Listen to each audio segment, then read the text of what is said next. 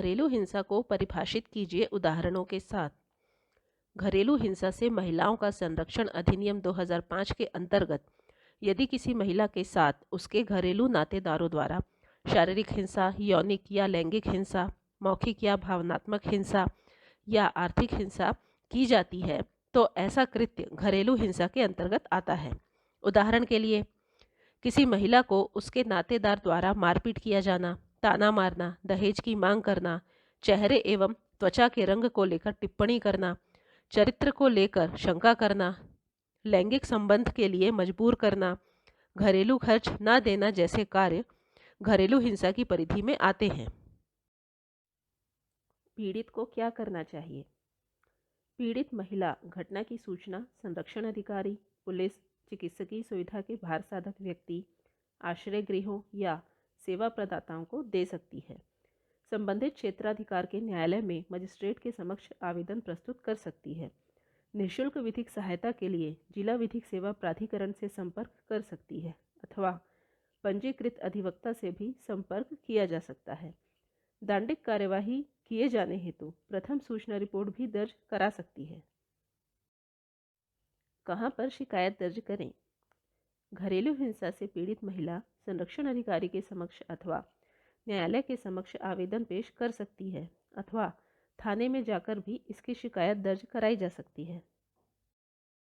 किस प्रकार के दस्तावेज एवं साक्ष्य सहायक सिद्ध होते हैं?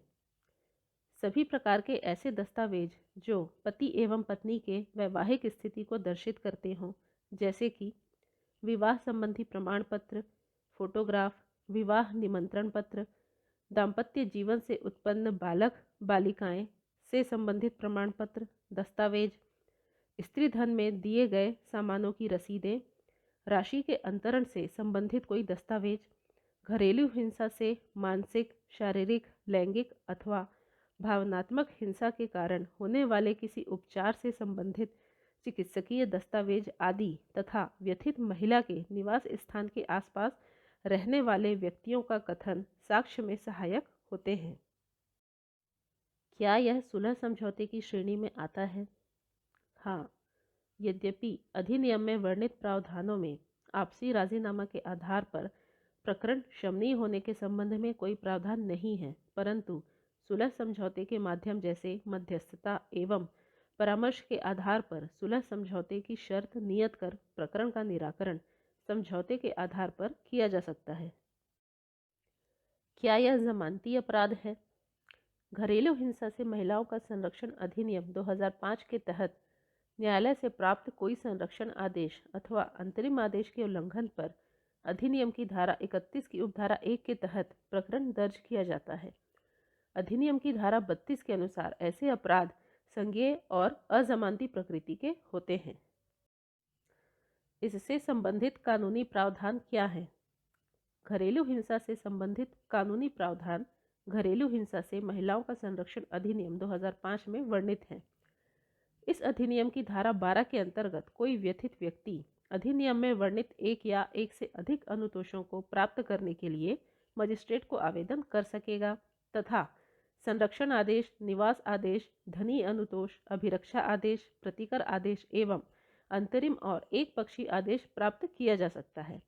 धारा 31 के अंतर्गत प्रत्यर्थी द्वारा संरक्षण आदेश के भंग किए जाने पर शास्ति का प्रावधान है। इनके अंतर्गत कौन सा दंड अथवा क्षतिपूर्ति उपलब्ध है? अधिनियम के अंतर्गत घरेलू हिंसा से पीड़ित महिला को धारा 22 के अंतर्गत मजिस्ट्रेट प्रतिकर प्रदान करने का आदेश दे सकता है तथा धारा 31 की उपधारा 1 के अंतर्गत प्रत्यर्थी द्वारा संरक्षण आदेश या किसी अंतरिम संरक्षण आदेश का भंग इस अधिनियम के अधीन एक अपराध होगा और ऐसी अवधि के कारावास से जो 1 वर्ष तक की हो सकेगी या जुर्माने से जो 20,000 तक हो सकेगा या दोनों से दंडनीय होगा। घरेलू हिंसा से महिलाओं का संरक्षण अधिनियम 2005 के संबंध में कुछ महत्वपूर्ण निर्णय स्क्रीन पर दर्शित हो रहे हैं जिनका अवलोकन किया जा सकता है।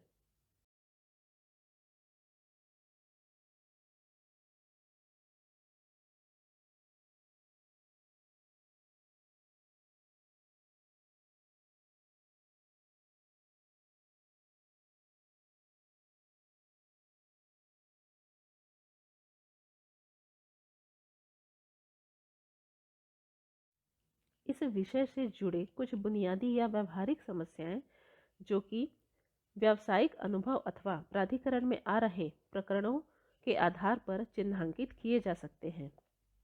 पीड़ित महिला उसके साथ घरेलू हिंसा होने के बाद भी जागरूकता के अभाव में इसकी शिकायत दर्ज नहीं करवाती है अथवा परिवार के सदस्यों के द्वारा ही शिकायत दर्ज करवाए जाने में हतोत्साहित किया जाता है, जिसके कारण कई बार घरेलू हिंसा वृहद स्वरूप ले लेती है।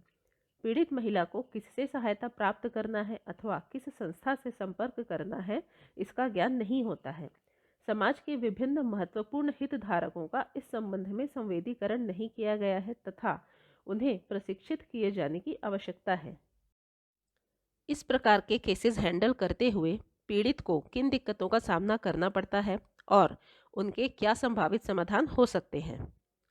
पीड़ित महिला के द्वारा प्रकरण प्रस्तुत किए जाने पर उसके पास साक्ष्य उपलब्ध नहीं रहता है, कोई राशि लेन देन के संबंध में दस्तावेज नहीं रहते हैं, प्रत्यर्थी भरण पोषण की राशि नहीं देते हुए जेल जाने को भी तैयार हो जाते हैं। इस कारण पीड़ित महिला को वित्तीय सहायता प्राप्त होने में कठिनाई होती है।